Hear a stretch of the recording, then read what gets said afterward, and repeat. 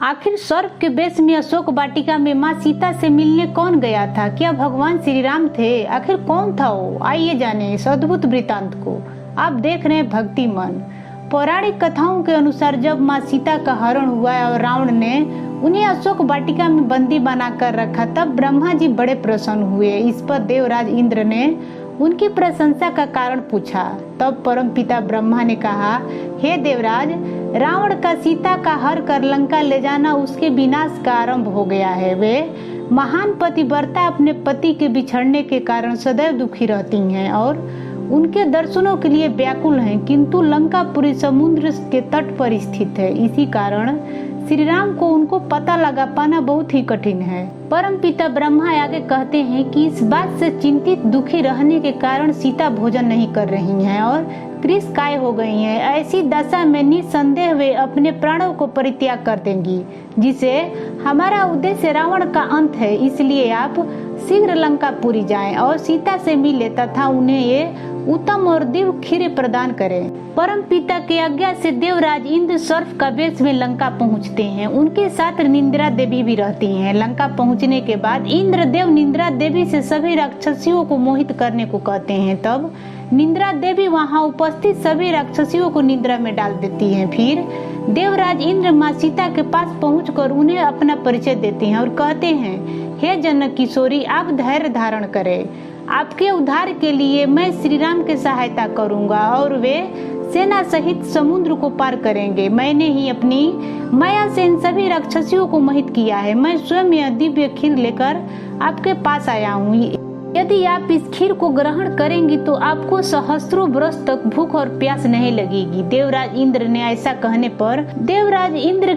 पर माँ सीता शंकाग्रस्त हो जाती हैं और उनसे कहती हैं कि वो कैसे विश्वास कर ले कि वे देवराज इंद्र ही हैं। वो उनसे कहती हैं कि यदि आप वास्तव में देवराज इंद्र ही हैं तो अपने शुभ 3 लक्षण प्रकट करें जो देवताओं के अलावा कोई नहीं जानता है, तब उनका संदेह दूर हो जाएगा। तब देवराज इंद्र ने अपने 3 शुभ लक्षण प्रकट करते हैं। वो पहला, आकाश में खड़े हो गए, उनकी पलकें नहीं झपकी थी। दूसरा, उनके वस्त्रों पर धूल का स्पर्श नहीं होता था। और तीसरा, उनके कंठ में जो पुष्पमाला थी उससे पुष्प मुरझाते नहीं दिखी। उनके ऐसे दिव्य लक्षणों को देख माँ सीता को उन पर विश्वास हो गया और उन्हें बड़ी प्रशंसा हुई। वो रोते हुए बोली कि आज बड़े सौभाग्य से लक्ष्मण सहित श्री राम का नाम मेरे कानों में पड़ा। मेरे लिए मेरे ससुर महाराज राजा दशरथ और मेरे पिता मिथिला नरेश जनक हैं।